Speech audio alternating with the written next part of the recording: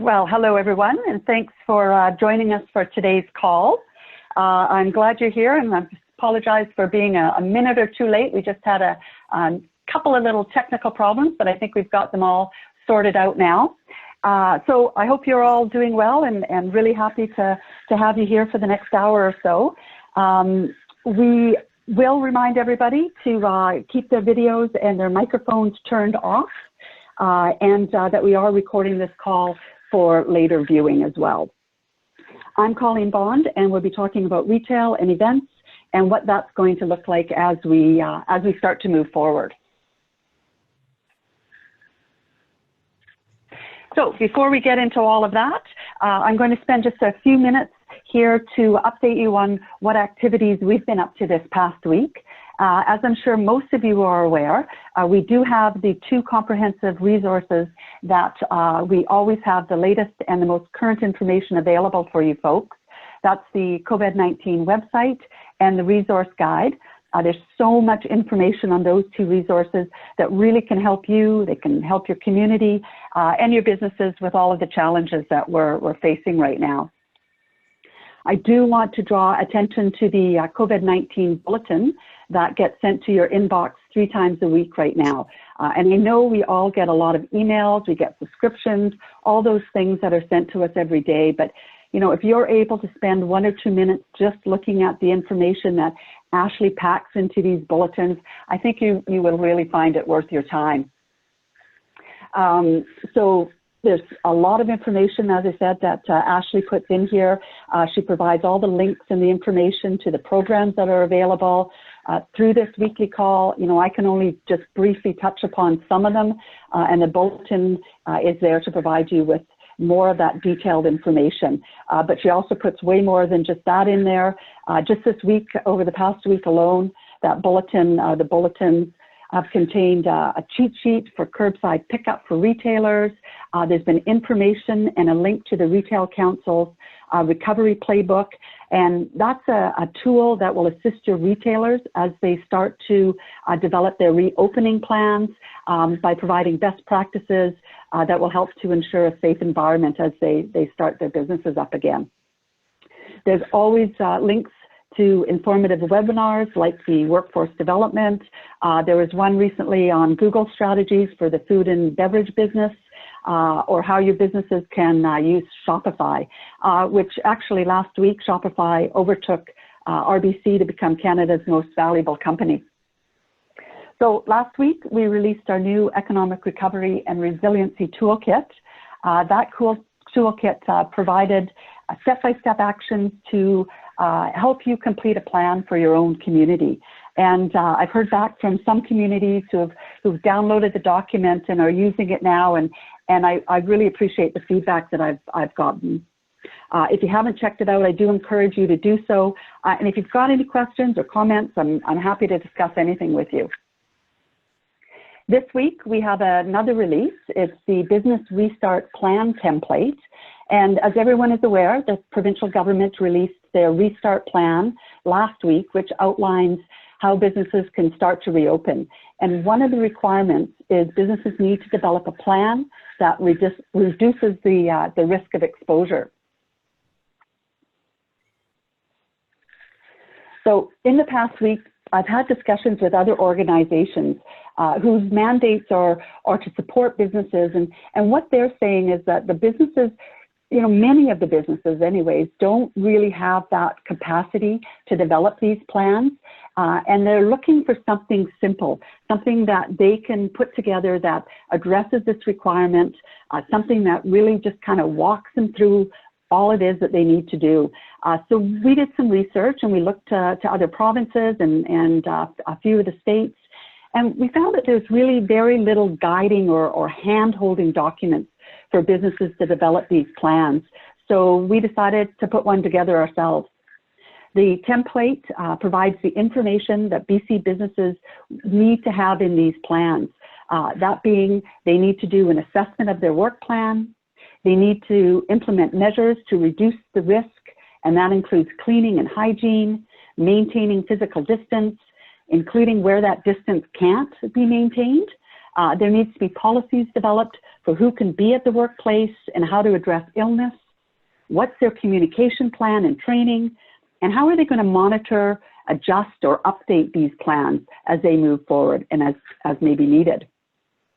So the template we've put together addresses all of these requirements, plus a few more. The document really will walk the business owner through that risk assessment, to developing their policies and strategies, and to get all of the information into one place for them to be able to complete a plan. Now, the province has said that guidelines will be released within the week or so. So it is important to note that this template that we've developed hasn't been authorized by the province or WorkSafe BC. That's the agency that's responsible for the plans. But it is based on the current requirements as outlined by the province of BC and the Public Health Office. So before businesses use the template, though, they should check with WorkSafe BC and any specific industry guidelines that may apply to them. We, of course, will be updating the template as new requirements are released. So we think this is going to be an excellent starting point for your businesses, and we want you to use this tool and distribute it to those businesses that you feel will benefit from it. And if you've got comments or suggestions, please let me know. I welcome any of your feedback. Some programs that I would like to just take a few minutes to highlight. There's the Large Employer Emergency Financing Program. So this program will provide bridge financing to Canada's largest employers who may not be having their needs met through the conventional financing. The financing is going to allow these large employers and their suppliers to remain active, and they really want to position them for a rapid economic recovery. The Business Credit Availability Program, that was expanded. This program is for those mid-sized companies that have larger financing needs. The program will go through the BCAP, Export Development Canada, and the BDC. This morning, the government announced support for Canada's fish harvesters, and they will be launching the Fish Harvesters Benefit to help provide income support for this year's fishing seasons for those self-employed in the industry who cannot access the wage subsidies.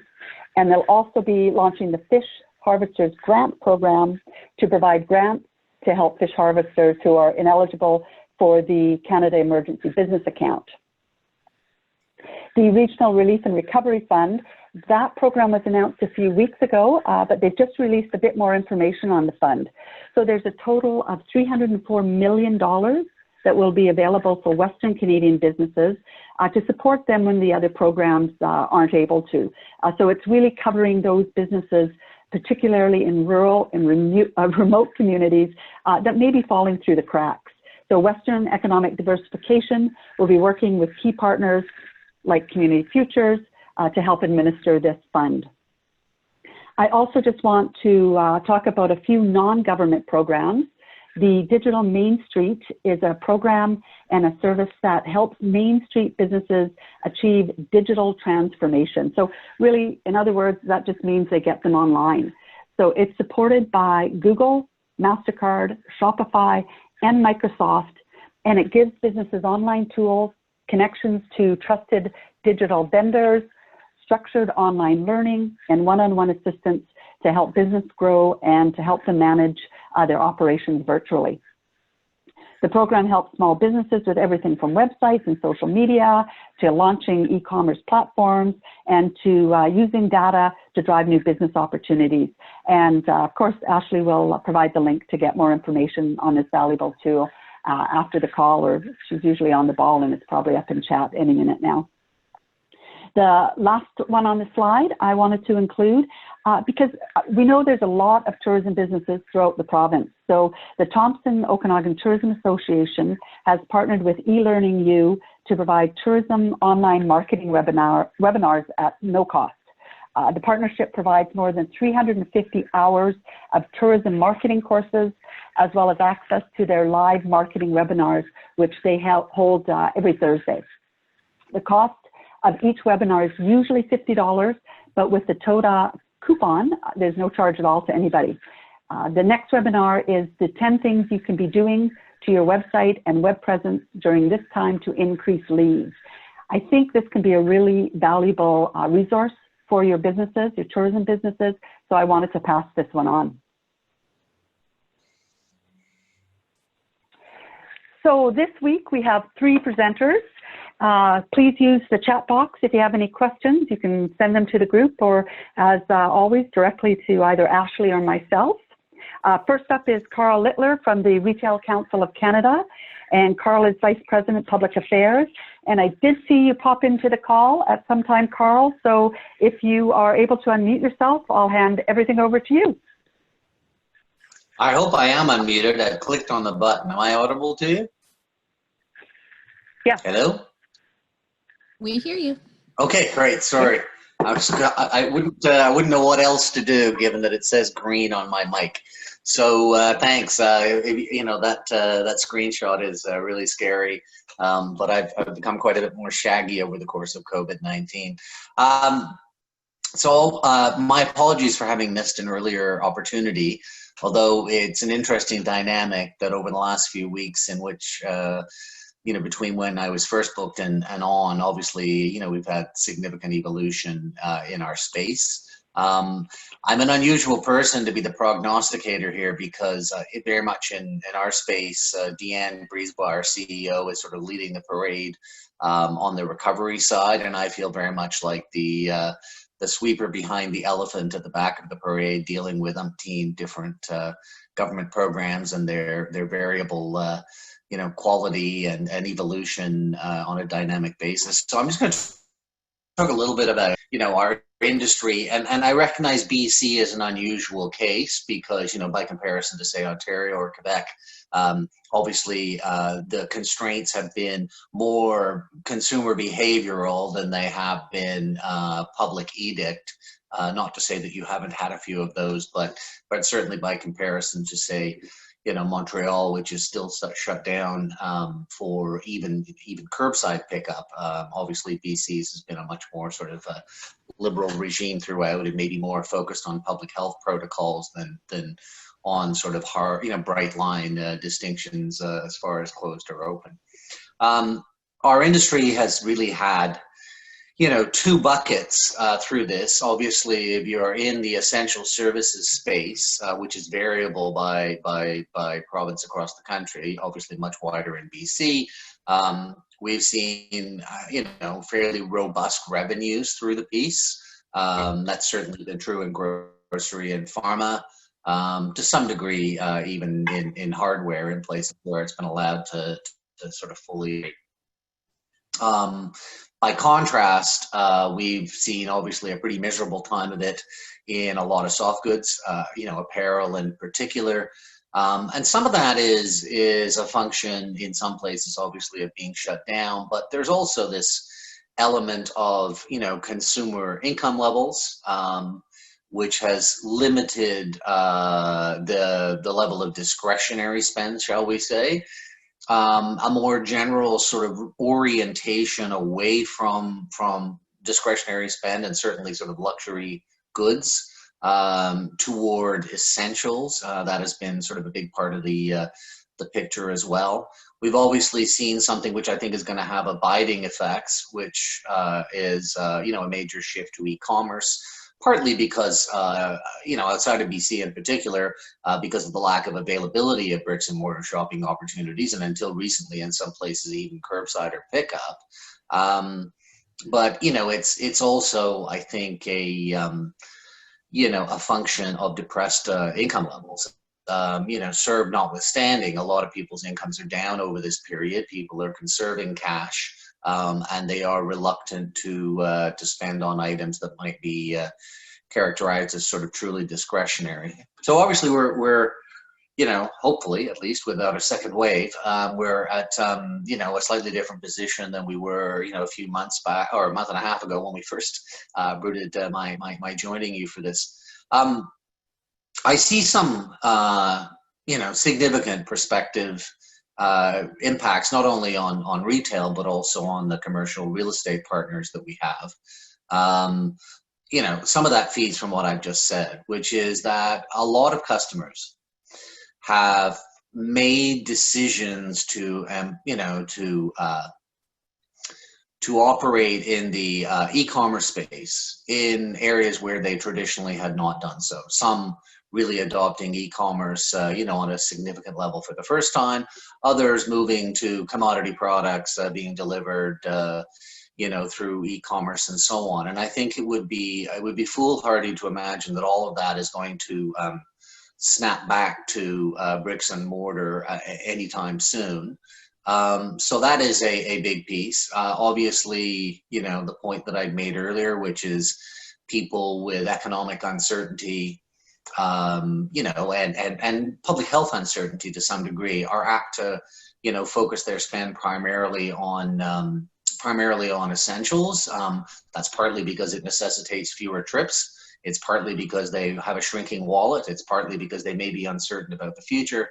And in consequence of that, we've seen that reorientation. So if you happen to house a grocer, a hardware store, and a pharmacist, you may be feeling significantly better about the prospects than if you have a luxury jeweler and a bunch of apparel retailers. We have obviously a concern about the broader economy, even in the sort of so-called recovery period. That was half an air quote, the full air quotes. We're talking about economic projections that suggest a contraction of up to 7.5%, and there are certainly people who are more negative than that. So all of the assumptions of a sort of V-shaped impact here, I think, are going to be difficult. And then there are a bunch of futurists out there. And I'd be a very amateur futurist, but there are a bunch of futurists out there pointing out that, we may have seen some significant changes in the way that customers, businesses, and both retail business and other commercial businesses view their relationship with commercial real estate. So part of that is that we have, it's been inadequate relative to former bricks and mortar sales, but a lot of people have done relatively well in the e-commerce space, significantly ramped up their presence, significantly ramped up their capacity. And so that's going to lead to some questions, which is if I can do 30-40% of my former business, as some have, through e-commerce channels, there's going to be a question, just how much of that real estate do I actually need? So I think that's going to be a big question going forward, and to some degree, the consumer behavior is going to drive that as well. But I don't think people are failing to notice that that they are generating, some significant sales without having this, without having had the physical footprint. And again, I realize my description is sort of pan-Canadian rather than BC specific, because obviously much more has been open in BC.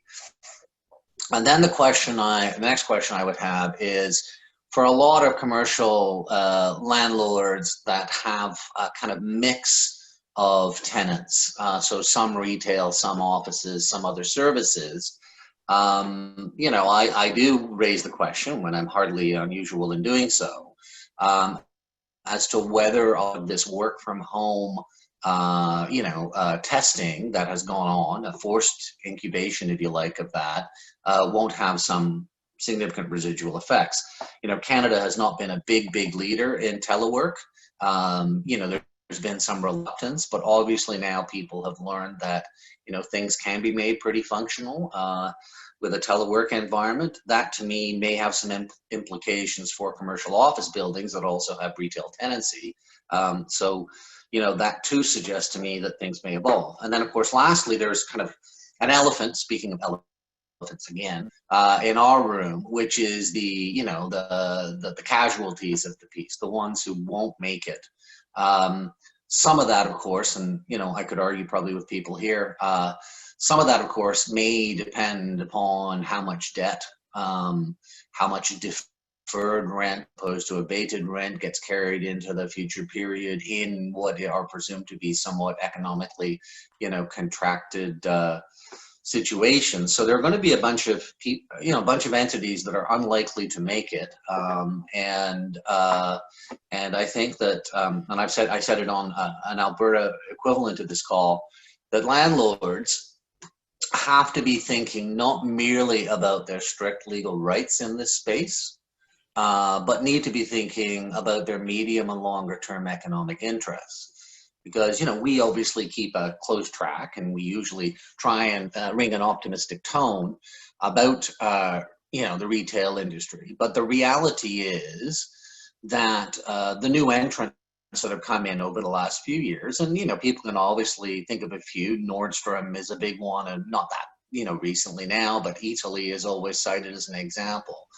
But the reality is that there are a significant number shutting down, and you know, all the Italys and maybe Aldi, you know, a few examples, but are not likely to replace the withdrawal of Target, the failures, and multiple others. So it's not clear to me that there are going to be a bunch of folk with their nose pressed up against the store window looking for space in the way that they have previously. So the failure of tenants, particularly significant chains or anchor tenants, could have some pretty serious ramifications, because we don't necessarily see somebody else lined up behind them for the same space. So there's a little kind of exhortation that I have in every conversation, which is that, you know, those in that commercial real estate space need to be thinking not merely about their strict legal rights, but about, you know, the viability and survivability of their tenants in order to maintain what is, you know, the critical relationship on a go-forward basis. So I'm sorry, that's probably been a bit breathless and kind of impressionistic. I didn't arrive with a bunch of slides, but I'm sort of happy to, you know, field any questions that people might have, and also ideally hope to participate as I hear views from others, including Mike Kehoe, I've seen in previous settings, and rest with that unless there are any questions for the moment. Okay, thanks, Karl. That's actually really good information there for sure. We do have a few questions, but what we'll do is I will hold off on the questions until after all of the presentations, and that way that gives all of our speakers a chance to answer there. Great. All right, so next up we have Michael Kehoe, and Mike is the lead ambassador in Canada for the International Council of Shopping Centres, as well as being a commercial real estate professional, and he's got over 40 years of experience in retail real estate, commercial leasing, marketing, and shopping centre management. So Mike's going to continue this conversation of the look of retail post-COVID-19. And if you are ready to go, Mike, let me know, and I will advance your slides when you're ready. I am ready to go. Thank you.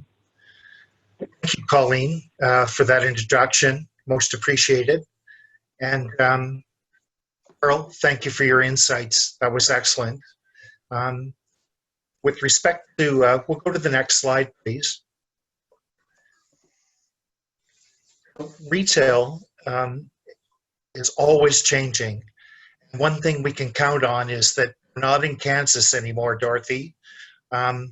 Retail's always evolving and changing, and the pace is picking up more rapidly now. Let's go to the next slide, please. And then with respect to, I guess the wild card with respect to the startup is the virus, of course. You know, cities, provinces are gradually opening up. You know, with respect to retail and food service, it's pretty much dependent on female shopper being confident, go out and feel safe with their family as she shops.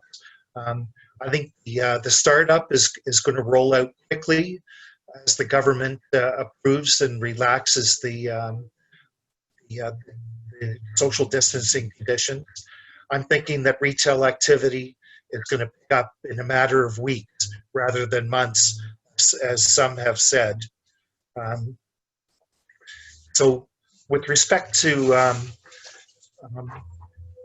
department stores, I know Colleen had asked me to speak about that, and I think we're going to see change. Let's go to the next slide, please.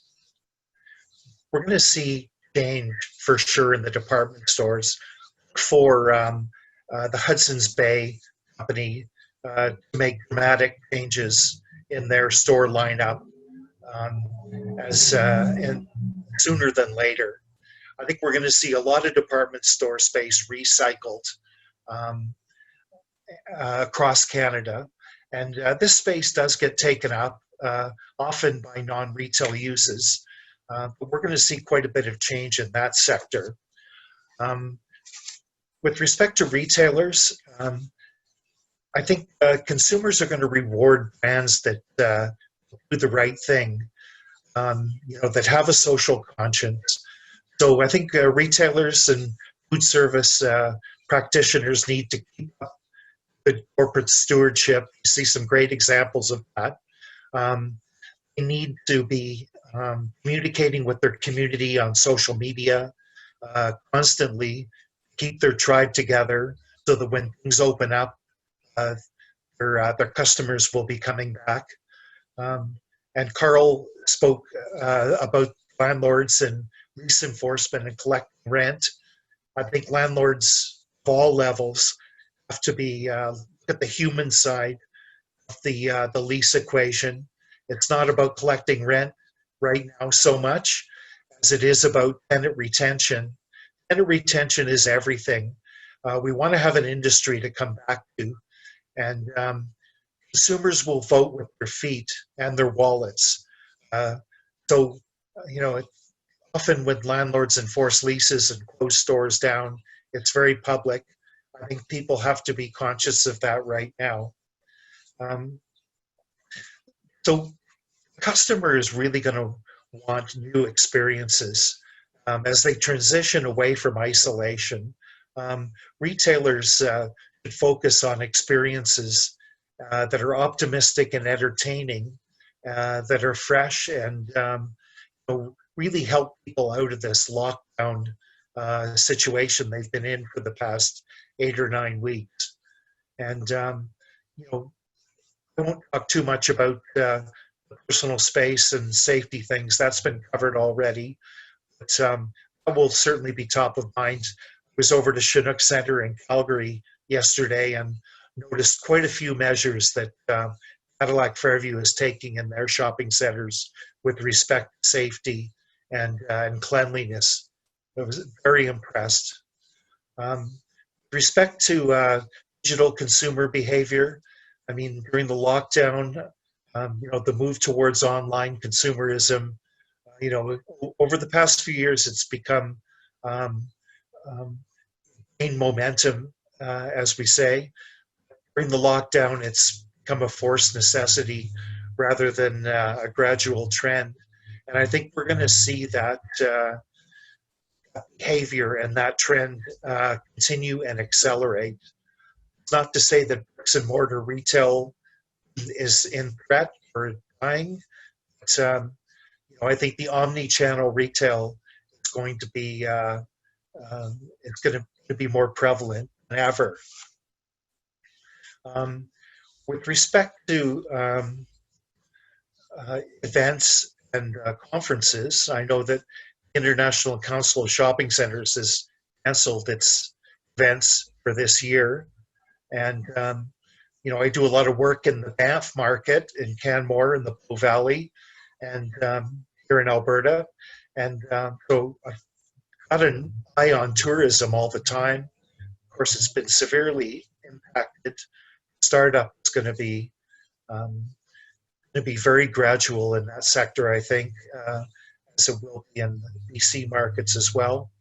Here in Calgary, we're adding on 1 million square feet to the convention center here. I don't know what that industry looks like. I'm not an expert in that. The event and convention business, post-COVID-19 world, it's going to be a lot different. And I don't have a crystal ball on that one. But our next speaker will be covering that. So I'll hand it back to Colleen and take it from there.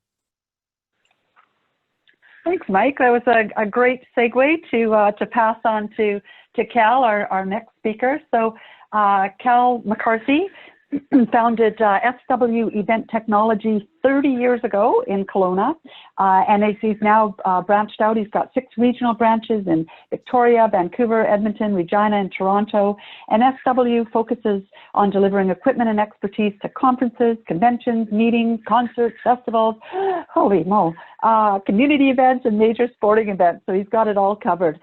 He's got lots to share on the future events here in BC and how COVID-19 is changing how events are going to be experienced, managed, and valued. So, Kel, I will pop it on to you now, and I will just be happy to move your slides when you're ready. Thank you very much. Good afternoon, everybody. I'm contacting you today from our head office in Kelowna, British Columbia. Next slide, please. Just to give you a little background on who we are and what we do. 30 years ago, we started in the events industry here in Kelowna, and today operate with approximately 200 employees out of 5 regional locations. British Columbia is home base for us, and most of our business is in Western Canada. And we provide technology solutions for the events industry. Next slide, please. Thanks, Colleen. So just to give you some background, and then I'm going to kind of work through a little bit of our profile and how we work. I am an entrepreneur, and we are an independent business, which is so I kind of advocate and take the perspective of our business and not so much as an industry group. But I am going to talk about what I see for the industry as it relates to my conversations with other leaders in the events industry as well. Again, just to give you guys some background of what we do, we provide all the technology and display services, lighting, sound, video, stages, all the aspects to deliver events large and small throughout the region. So you would see our work on a large scale for concerts at places like Rogers Arena or any large arenas. Sporting events, we're very active. We support the Vancouver Whitecaps. We just recently, before the end of all this, the World Rugby Sevens Championships at BC Place is a major account for us. We've got World Juniors scheduled in Alberta later this year. And then, of course, what's probably more relevant for you guys as a group is more community-based and the work we do within communities. We are very active throughout the province with municipalities helping deliver community festivals and event activations throughout the region. And we've had a fairly steady stream of inquiries from our community partners in terms of ideas and things to engage in. So I want to get a little bit more, next slide please, into kind of my view and perspective on what the future of community events is. Notwithstanding the challenge we're in, and in our view, our industry, the events industry was the first to be sidelined in my view when the province of BC determined that groups of 50 would no longer be allowed, which you can imagine any public event typically has more than 50 people, any event in general. So when we were sidelined in March, we were the first kind of, in my view, kind of bounced out of the economy, and we feel we will be the last ones in as well. As you know, the Premier announced last week that no gatherings over 50 will be allowed until there is a suitable treatment or a vaccine solution, which was an important statement, I think, for us in industry, a disappointing one, but one that certainly gives us a little more, brings us closer to some certainty or perspective in terms of how long the events industry is going to be sidelined. I want to say that my view on the community events opportunity will certainly come back, and in my view will come back when things are safe in a significant way. And that's based on the belief that I think we can all agree on, and that is that people need to come together in community, and the need to come together for community events to experience things together is part of humans' DNA. So I'm confident that when the safety aspects are resolved here, that we will see people coming together again out of necessity, out of a natural necessity. So I do believe that the nature of events, though may change slightly, the fundamental aspects of people coming together in community will continue. When you think of, for all of you in your communities, we built parks, arenas, gyms, rec centers, amphitheaters, cemeteries, cenotaphs. All these facilities we've invested in as communities are built for people to come together and experience in community. And we need to know that those facilities that we've invested in will be utilized again, and I believe they will be in a staged way. My business is based around supporting those public events, whether they're meetings and conferences or galas, trade shows, festivals, concerts, sporting events, weddings, whatever they might be. All those activities are going to return. The question is when. I'm of the view that the significant amount of business we typically do on a month-to-month basis is largely going to be lost for the balance of this year. And notwithstanding the Premier's comments about a vaccine and virus, I believe that it is 2021 where we will see what may appear to be more like a return to the volume, size, and scale of events that we've seen previous. So what that means, I think, today is that we're required to adapt as businesses and as event organizers and as communities that want to come together as smaller groups or in more creative ways. And so I just want to share a couple ideas that are beginning to gain some consensus and within our industry, event coordinator industry.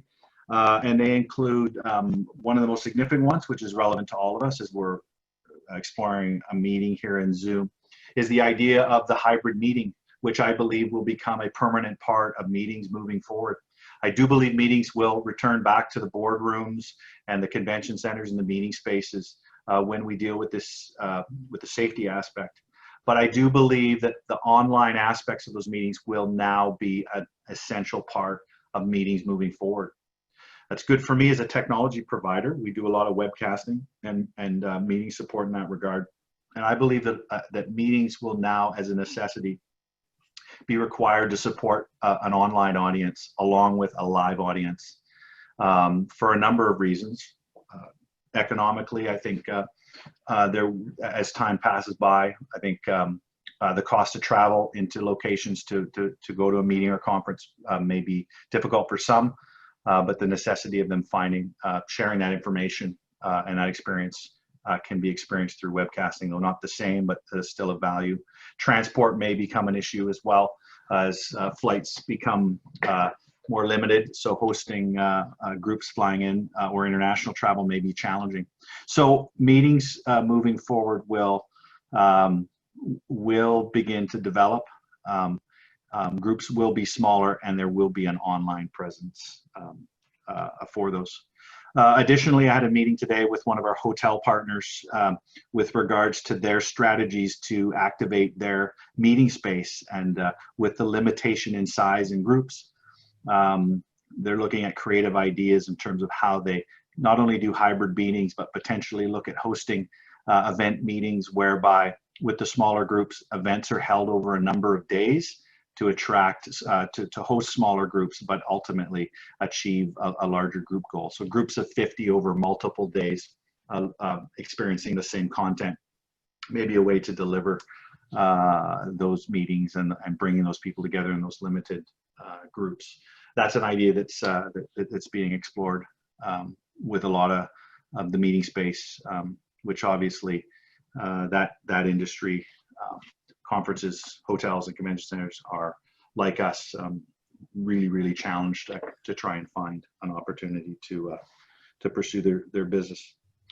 I wanted to talk a little more specifically about community activations and community groups. Next slide, please. We're getting an average of 10 calls per week to deliver outdoor drive-in movie theaters. It's just one of the aspects of our business that we're capable of doing, deploying inflatable screens and projectors or outdoor LED screens like the one demonstrating here in the photograph. What's interesting about those is there's seemingly so many people think it's a great idea to host a movie in their community. And the calls have been coming through for more than a month now, but not one community in British Columbia has actually followed through on this, on one of these activations, in that I think there's the limit of our health authority is still preventing the execution of some of these events. But we do think that we're going to see some outdoor movies or some mobile screen activations in communities across BC, again, to get people out in perhaps smaller groups to experience, get back into parks and experience that community aspect of it. So we do think there'll be some aspects of deployment in this outdoor community-based movie nights or those types of things. Next slide, please. Another aspect we're exploring right now is the idea of communities hosting pop-up concerts or pop-up performance pieces. Obviously, our part of this is we deliver the technology and staging and facilitate the artist performances.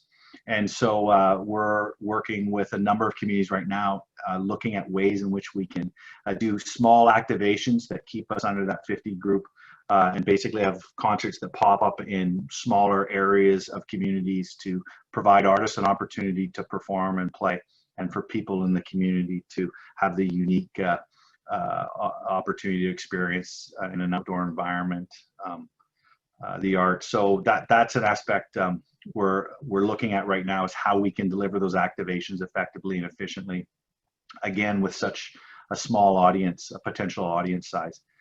We think that we might be able to extend these community-based activations by not only doing pop-up concerts in small communities, but perhaps webcasting those to an audience at home and manage that. So next slide, please. So those are a couple concepts or ideas. And I'm just going to jump one more slide, please, if you wouldn't mind. I'm going to switch now to kind of any questions amongst the group here. Let me just conclude by saying, again, I'm confident that our events industry in British Columbia and Canada will return, because there is a necessity for people to come together and experience live sporting events or music, art, meet to learn and educate ourselves through conferences and conventions and meetings. The question is, when will that be? I think it's going to be a slow and staged scenario as we move to 2021 with a return to normal, not before the end of this year. Thank you very much. Thanks very much, Kel. That was really quite interesting, and will be more interesting to see as the days go on and more of the requirements and regulations are put forth as to what can really happen in communities with regards to their events and festivals, because we know how important those are to many of our communities. So we do have some questions that have come in, and thanks, Karl. I noticed you jumped onto the chat to answer a few of them, so that's fantastic. One of the questions that we had was with regards to the larger commercial spaces, and I think both you, Karl, and you, Mike, talked about those anchor tenants. So the question was sort of around the larger commercial spaces that may become vacant over the foreseeable future and beyond. You know, what about attracting larger anchor tenants? Again, is that still a viable strategy, or does something else need to happen with those spaces and communities? I think Michael's probably better placed to answer this than I am, because obviously that'll be an abiding concern for commercial landlords. I guess the point that I would repeat is, you know, there are new entrants coming in on occasion, but I am skeptical that occupants, tenants with the same kind of footprint are readily available. You know, they're obviously, you know, we saw a trajectory over a number of years where category killers would come into the market, and there are still some of those certainly who are not here or present in other markets and looking to expand. But I don't believe that those numbers are significant at this stage. It's been a relatively light arrival of those over recent years. I watched with keen interest what happened to Target space when Target withdrew from the market, and certainly there were some Lowe's expansions into those spaces and similar, but a lot of them have now been parceled, and as Michael has referenced, they've been turned into multiple tenant environments, and in some cases not strictly retail. But I'll yield to Michael, who will have a better kind of take on that. Thank you, Karl.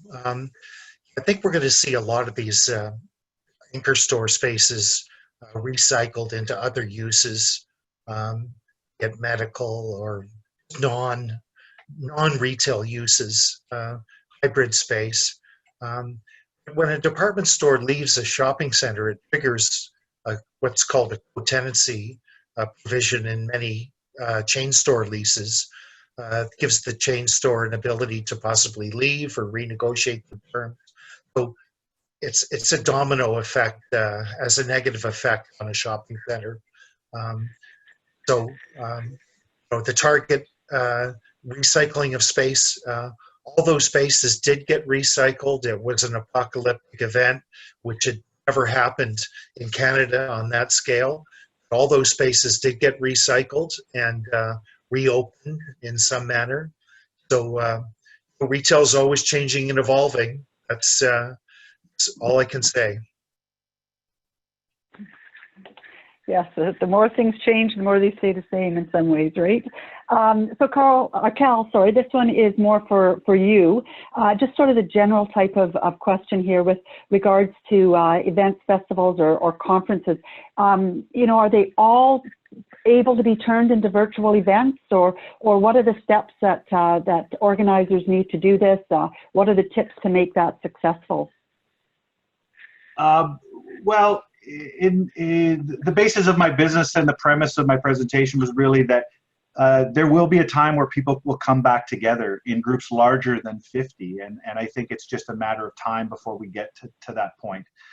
But that said, I think we've all discovered that the ability to meet and communicate through technology has improved and is viable. It's certainly not the same experience as a live one. So what my point would be this, is that I think we'll see both live events will return as they did before, but with technology and with the expectation of community and those people that can't attend, aren't comfortable attending, or aren't geographically able to attend, to allow them to still become a part of that event, drives value into that event and recognizes that value in the event. And so extending the virtual component of it is a natural progression.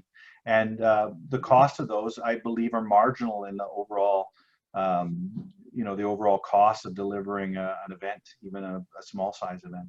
So we're going to see more events that traditionally you go to the park and watch the performance, or go to the meeting and see the presenter, but there will become an option to experience that online at the same time as the live audience. Great. And a question that came in early on was, and I don't know if you answered this, either Mike or Karl, through the box, the chat box. I'm sorry if you have. One of the questions was, is a 30% loss of small business stores in town, not city, Main Street, still a reasonable estimate? Go ahead, Karl. So I don't have data on that. And I mean, 30% loss over what time period? Obviously, businesses contract and expand over the course of time. But if you mean directly from COVID-19, that sounds rather high to me. But I mean, I'm certainly aware, even sort of in my own environment, of a number of failures of small businesses, and I do mean almost micro businesses that were running on fumes and simply didn't have the capacity to absorb this kind of shock. But 30% seems like a lot, unless, of course, we go through a second wave of this and, further economic damage and further public health concern and erosion of public confidence. I don't see a 30% diminution in consequence of COVID-19 at this point. We'll see. Yeah, retail's a Darwinian struggle at the best of times, and I don't see it being that high at all. And, there are a lot of marginal retailers and food service tenants that are weeded out by this virus event. You know, spaces are being recycled all the time, and even if businesses do close, spaces are released and re-tenanted on a frequent basis. So I don't see it being that high. There won't be any retail apocalypse, as the media is like to say these days. Mm-hmm. And regarding commercial real estate, outdoor malls, is there a short-term trend for property owners to work with tenants to use parking lot spaces for pop-up patios or retail areas to assist with social distancing? Definitely, there is. I know that here in Calgary, the city has just relaxed businesses popping up and spilling onto sidewalks and parking areas with no fees. And I think sidewalk sale will be back as we head into the summer months. People will want to be outside, and you know, what's old is new again. Mm-hmm. And a related question that came in earlier is what can local governments do right now to make those changes that are retail businesses, or perhaps it's, you know, the restaurants and bars, etc. But you know, what can local governments do right now to make those changes easier for them? So perhaps it is, you know, relaxing some of those bylaws so that that space can be used. But what do you have to say to that? I think that municipal governments have to be proactive and reach out to their entrepreneurial communities and see what requirements they have, what suggestions they have, and act quickly to relax bylaws, eliminate fees, you know, approvals quickly so that businesses can relaunch effectively to return to profitability as soon as they can. I mean, I guess what I would add to that is, you know, most municipalities are not that cash rich. There obviously is a significant, you know, interrelationship with respect to, you know, municipal rates and so on that drive the fiscal capacity of the cities and towns. And I don't believe that there is, you know, sort of short of some deferrals, which are obviously kind of critical at this point in many places, simply to not squeeze the last sort of drops of cash out of their retail tenants. I do think that there's limited capacity, at least at the municipal level, to do a lot on the funding side. But certainly with respect to bylaws and operating flexibility, obviously within reasonable limits, that is one place where municipalities can step up and maybe take a little more interest in what might maximize the opportunity for their retail tenants to remain viable, and ultimately, aside from, you know, making sure that the cityscape continues to be something that doesn't look like, you know, sort of downtown Detroit in the 70s, you know, obviously also drive greater profitability and potentially increase the, you know, municipal tax base. So I think that looking at operational flexibility is something within the span of control of the municipalities in a way that big time financial assistance or relief is not. So I think it's a, you know, it's a good approach. Okay, and we've got a question with regards to Canada Post and delivery costs. So the commenting question is, the only way for the micros to hedge against bankruptcy is e-commerce. Do you foresee that the government might subsidize online delivery costs, maybe Canada Post, that sort of thing? Well, I don't know about that. I actually think that addressing the other problem, which was actually raised in the context of, you know, getting stuff more cheaply from China than you can buy it in BC, even though it originated, you know. So the system is not well set up currently to support Canadian e-commerce on a variety of different levels. And one of them is obviously we don't have scale. And so if you are a manufacturer in China, or you're Amazon or Alibaba buying from that manufacturer, you can afford to do some pretty aggressive sourcing, which means your wholesale cost before selling it on to a customer in Canada, whether through an importer or more likely directly, is going to be lower, than is typically the case for a Canadian vendor. So that's the first problem. The second problem is that there is a Universal Postal Union rule that emanates from the time when China was still a developing country that essentially, and this is changing, but it essentially allows China to ride on the rails of Canada Post at very, very low cost. And essentially what it does is it charges domestic shipment costs to the originators in China, and all of the delivery costs are borne by Canada Post at this end for shipments into Canada. Not only is that a problem for Canada Post, who happens to be a member of the Retail Council in this case, there's a problem for Canadian retailers, because obviously they can't compete, because the postal rates in China have been very, very low by comparison to what they are here. And then to have that sort of reflected by being able to essentially dump mail into a container, have it land at the Port of Vancouver, and then be shipped on at the cost of Canada Post instead of the Chinese originator or China Post is a problem. The third reason that it's a challenge is that the postal rails for e-commerce shipments are very, very porous in the sense of duties and taxes being collected. So if a courier brings in a parcel, they are required above a $20 de minimis limit to actually collect their taxes and duties owed. And they by and large do. And there's been a number of studies that show that couriers are very compliant. Painful if you're paying all of those brokerage fees, but nevertheless, they do collect the money. Canada Post does not on relatively low value shipments. And when I say low value, I mean like up to $100, $200. And it's simply that they don't have the personnel. That CVCA, which actually does the inspection in the Canada Post plants, is supposed to write a ticket for anything on which taxes and duties are owed. And the simple reality is their de minimis is whatever they can handle on a given day. And therefore, the official level of $20 is often more like $150 or $200. And I suspect that most people here who have ordered a shipment from abroad will find that it lands on their doorstep, notwithstanding that taxes and duties are theoretically owing, without any obligation to pay them. Occasionally, you'll have to go and check in at the postal station and pay, some amount.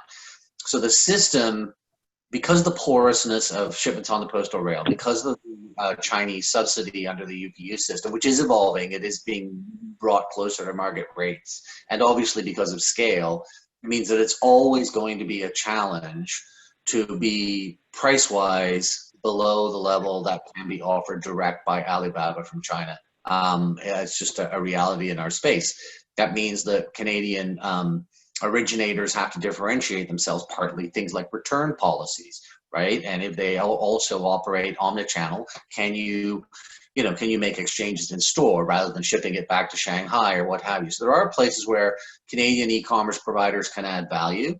They may or may not be better understand what the customer experience is here, or what the product mix may best work in a Canadian context, although there's some pretty sophisticated algorithms for that are available to everyone.